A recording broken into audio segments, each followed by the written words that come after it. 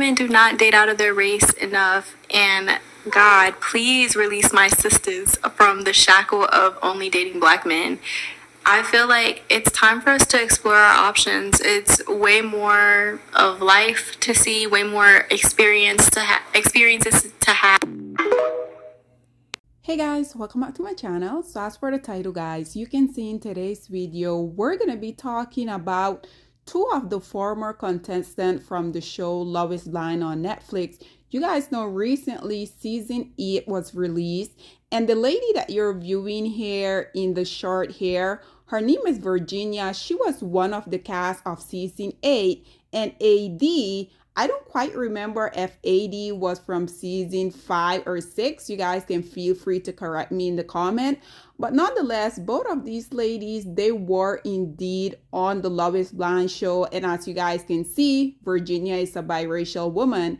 AD is a black woman. So recently, Virginia decided that she was going to go sit down and had a chat with AD, because just in case you guys didn't know, right before this season 8 launch, AD decided that she was going to release her podcast. And I think that the timing on this was perfect, because what she has been doing now that, all of these people has this momentum behind them. This episode in particular, it really caught my attention because they were talking about how, being the only black woman within their cast that, got a lot of attention, because I think AD in her season, she was the only black woman that went to the altar. And obviously we already know the dust bucket that unfortunately she allowed to waste her time, the Dusty Clay. He told her no. And to be honest, guys, I know Clay is a Dusty, and this male literally has been doing everything that he can, trying to hold on to that little 5 minutes of, I guess, attention. We can't necessarily call it fame. Sidebar, guys, I'm not sure why Virginia, as well as so many biracial women, like to identify as black instead of them coming out here and identifying as what they are. And yes, there's no need for y'all to come in my comment section and say people can identify as whatever they want.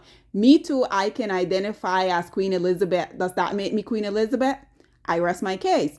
But I think it is quite interesting how these biracial women, they will usually come out here and only call themselves black women instead of calling themselves what they actually are, which is indeed a biracial woman. But nonetheless, they both spoke about how they basically being the only black woman within their show that really made it to the altar. And you guys can feel exactly how y'all feel about it, but at the end of the day, this hair is not a black woman. She will never have the experience that this woman here, AD, who is a true black woman, will have. So you guys can spare me. Nonetheless, I thought it was interesting how they were talking about how them as black women, they continuously come out here and defend black male even at their own expenses. So listen to what both of these ladies had to say. AD, she spoke about how to this day, she's still coming out here and protecting Clay. And Virginia also spoke about how when she really has looked back and she has been reflecting on what happened within her season, she spoke about how when she looked back, it is very cringy for her to watch, because she said like she was really out here settling and not necessarily wanting to throw this male under the bus. Once again, listen to what both of these ladies had to say, and then we will come back with more. Like, is there anything you want to ask me? Is there something you want to talk about? What were you trying to get out of him? We were just trying to get to more depths of our relationship. I knew at that point that he didn't want to talk about the religious views or his core values. Why? I don't know. Isn't that weird, right? If that's what you believe, stand on it, speak on it. Right. And that was half of the thing too. It was like, if you're a Republican, if you're a black Republican and you're like, this is why, and I want my taxes, I'm not going to like it. But give me a good reason. Give me and a good stand on it. Like, say it with your chest. Like, don't like quiver in the corner. So that was another part for me that I was like, oh. Yeah. It's weird too, because I feel like we had this emotional connection, and then I found that out, which was weird, right? Because if I was at a bar talking to somebody, I'd be like, let me go over here. Like, let me walk away. Yeah. But we were kind of deep into like meeting each other's families, and like so far into it, I was like, wow. So when you met his family, did they give conservative as well, or was it just a little? We didn't talk about that. His mom did send me like little Christian little things to be a text message from time to time, but we didn't talk. We didn't have those conversations with his family. He did say, I think when we were laying in bed, that conversation about politics, that they vote conservatively or whatever. But that's the story that I got about that. So in the pods, did you guys actually talk about his beliefs and religion? And Yeah, we talked about faith. Yeah. In kind of a general term. I guess understanding later on that he didn't want to talk about it on camera is probably why he didn't talk about it more in the pods. But yeah, we just kind of generally talked about faith, and we didn't get into the specific beliefs. I think we should have gone Do you deeper in think the that pods. if he had disclosed his actual beliefs, that he was probably afraid that that would scare you away? I think so.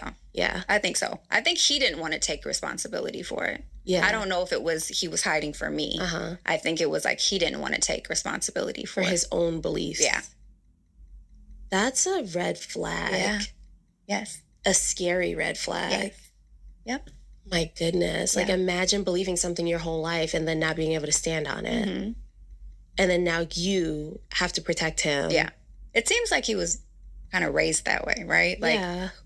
my mom, I feel like, has always taught me to speak about my beliefs in a Yeah. confident way, but it seems like he was kind of raised to not talk about them, which is interesting. Do you think that, like, not only was he maybe fearful of possibly losing you with his beliefs, but like also what America would think about him? Yeah. I think maybe both. Yeah. Maybe both.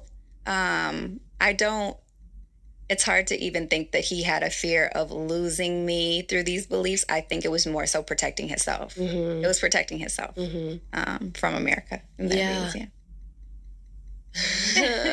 Because he wasn't afraid of losing me. It doesn't seem like he was afraid of losing me because he ghosted me afterwards. So I would definitely say it was to preserve his own reputation. Yeah.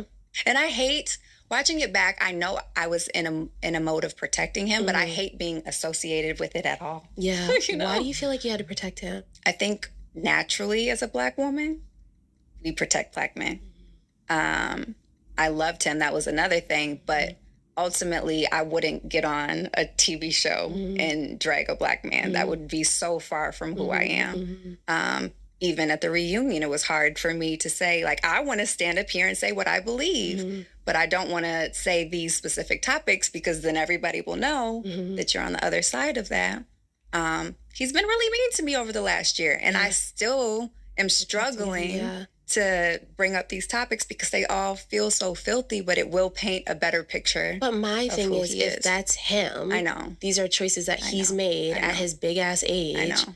You shouldn't have to protect him from himself. I know. And I'm figuring that out. Yeah. I'm figuring that out. And I get it. Like, I'm still protecting. Yeah. Still. Yeah. So I get it. Yeah. But that's what we do. Yeah. And you feel like you did that on your season?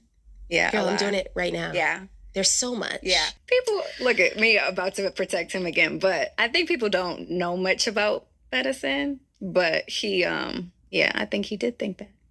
I'll say that. I am very rarely at a loss of words. Yeah. So okay. Everybody has their own battles. Ibuprofen got the best of him. Yeah. Okay. I also wonder too, because if you're having surgeries, they're prescribing you real medication. That's another thing. It's like, is he protecting himself from the, like, what is it? Yeah. Because when you are hiding from your reality and your real truth, then now we're all confused. So was it ibuprofen? Was it or not? ibuprofen? Yeah.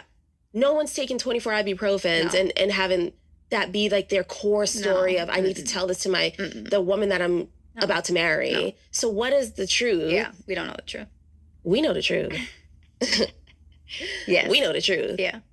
Which is, nothing to laugh about and giggle about. But like, if you're going to protect yourself, do it right.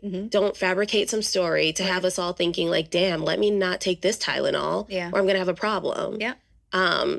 I don't know. There's a lot of hiding, protecting. Yeah. And now we've all cultivated this story. I know. Because you refuse to be yourself. Yep. And then now I look at feel you. like I have to protect you Right. too. Yeah. Are you how much longer are you gonna protect him? At the expense of yourself. Yeah. That was the biggest takeaway for me. That was the biggest takeaway for me. That is not my responsibility to protect a grown man. And you don't even know who you're protecting. I know. You don't even know what you're protecting. I know.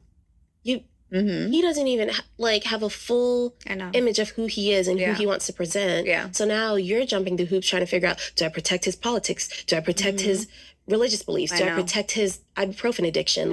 You don't even know what you're protecting. So now you look silly being like, people, what are we talking about? I agree. What are we actually talking about? I agree. I know. It's hard. I do think culturally it's very normal. Unfortunately, I think protecting Black men. Yeah. I think that it's very common. Yeah, because the world is already against them and us. Yeah. And we've already established that when shit goes astray, we're the front line. I think what we learned here is, again, that the most unprotected demographic is the Black woman. Mm-hmm. It's not the Black man. It is the Black woman. Mm-hmm. So at the end of the day, all the protecting that I did got you where? Got me unprotected, very much unprotected, very much left for dead. Yep. And still to this day, he hasn't reached out to say. You saw him at the reunion. Yeah. No accountability. Yeah. We're learning and we're growing.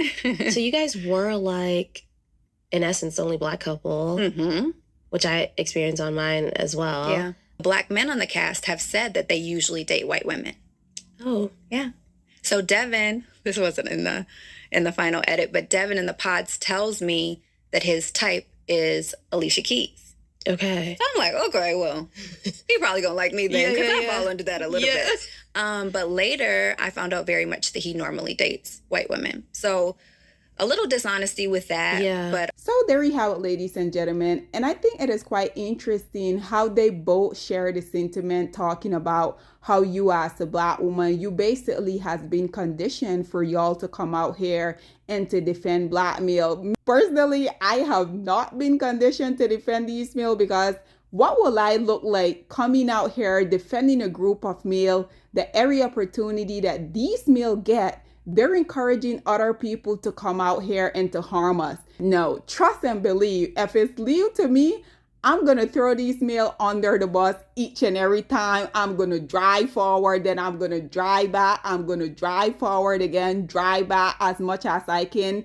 These male, whenever y'all want any type of ally, whenever y'all think that Black women should be out here on the front line defending y'all, don't ever put me on that line, because at the end of the day, like I said, I don't really do well with non-reciprocal relationship, and we already know Black male, they don't like Black woman, and that means that they're not going to defend you as a Black woman. We already know, obviously, they talk about everything that basically transpire on the show. As you guys can see here, Virginia spoke about when she watched it back. She said that how she didn't realize it in the moment, but she were ultimately settling. And as you guys can see, Harriet says settle for what? She says she were kind of shrinking herself, try to accommodate this broke ass male. At the end of the day, Virginia, I like you. You're very intelligent. You're very beautiful. But I truly wish that these biracial women, y'all should come out here and identify as what y'all are. And I know the only reason why these people continuously come out here and do that is because at the end of the day,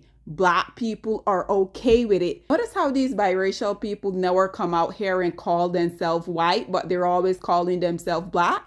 It's because white people, they gatekeep. They're not going to make these biracial come out here and claim no whiteness. And unfortunately for us as Black women, this is precisely why you have all of these non-Black women coming out here being the face for Black women. I mean, just look around. What is going on in Hollywood? They have been working so hard trying to erase actual Black women. I mean, just look at Zendaya. She's being out here portrayed as the image of Black woman, when in reality, she's not. She will never be. And once again, for all of y'all Black women that gonna feel the need for y'all to come in the comment section, basically wearing y'all cape, spare yourself, because y'all know y'all aren't gonna get a response from me. But nonetheless, guys, this is all that I have to say on this whole predicament.